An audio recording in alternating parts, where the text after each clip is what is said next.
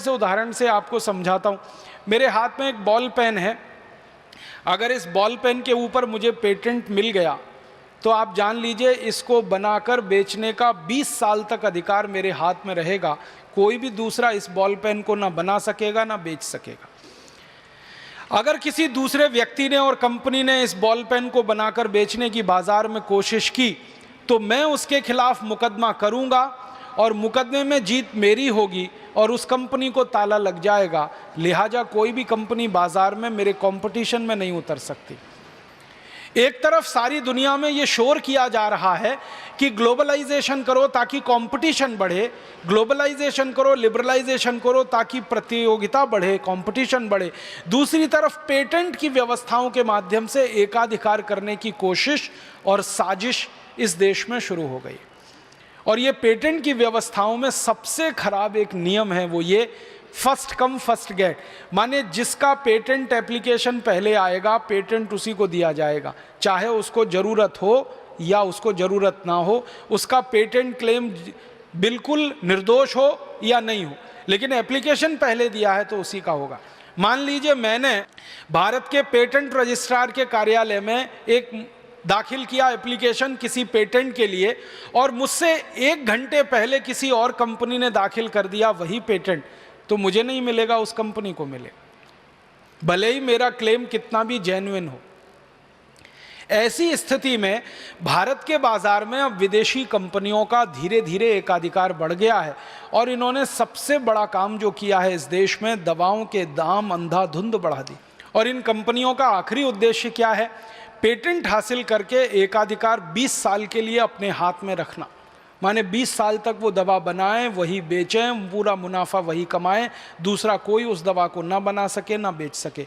आप जानते हैं इसका सबसे बड़ा दुष्परिणाम हुआ कि हमारे देश की जो पब्लिक सेक्टर की कंपनियां जरूरी दवाएं बना रही थी, एंटीबायोटिक्स बहुत सस्ती कीमत पर हमारे देश में बनाने के लिए एक कंपनी बनी थी जिसका नाम है IDPL, Indian drugs pharmaceutical limited.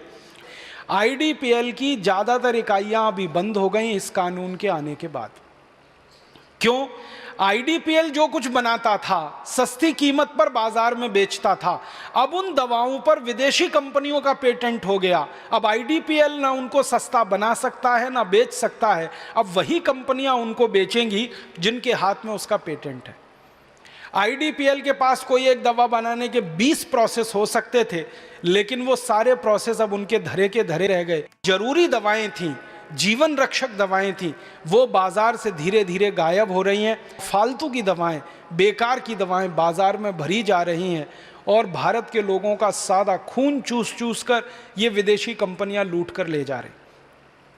जिन कंपनियों के हाथ में ये सारी की सारी पेटेंट व्यवस्था आई है, इन कंपनियों के कुछ आंकड़े निकालने की कोशिश की थी और ये जानने की कोशिश की थी कि ये कितना हमारे देश में पेटेंट की व्यवस्था से लूटने के लिए तैयार बैठे हैं पैसे को, और कितना पैसा ये हमारे देश से लेकर जा रहे हैं। हमारे देश की सरकार एक गलत बात पूरे देश में प्रचारित कर रही है। वो ये बात प्रचारित कर रही है कि भारत में विदेशी कंपनी आती है तो पैसा लेके आती है और उनके पूंजी से देश का विकास होता है और उस पूंजी के विकास के कारण हम उनको ये सुविधा दे रहे हैं पेटेंट एक्ट की। मैं आपको कुछ 2-4 विदेशी कंपनियों के नाम लेके बताता हूँ कि जो आती हैं भारत में तो पूंजी क्या लाती हैं और लेके कितनी चली जाती हैं। एक विदेशी कंपनी है फाइज़र, हमारे देश में आई सन 1950 में और 1950 में इसने व्यापार शुरू किया मात्र 2 लाख रुपए से।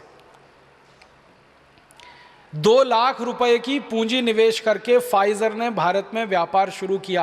आप इसको सोच भी नहीं सकते हैं कि फाइजर जैसी इतनी बड़ी कंपनी, अमेरिका की, यूरोप की इतनी बड़ी कंपनी भारत में सिर्फ 2 लाख रुपए लेके आई। हाँ, इनका भारत के पूंजी बाजार में जब प्रवेश हुआ तो initial paid up capital Bharat में आने के समय जो उन्होंने रकम लाई बाहर से, अमेरिका से, वो 2 लाख रुपए की थी और 2 लाख रुपए से व्यापार शुरू किया 1950 में।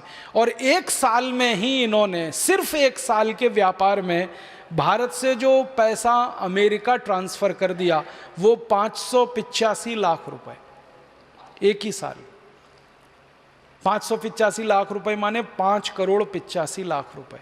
2 लाख रुपए लेके आए, 585 लाख रुपए पहले ही साल में कमा के ले गए। माने उनकी जो भारत में पूंजी लगी उस पर कितने 100% वो लूट कर ले गए, अंदाजा लगाइए। और आज इस पेटेंट व्यवस्था में सबसे बड़ा फायदा जो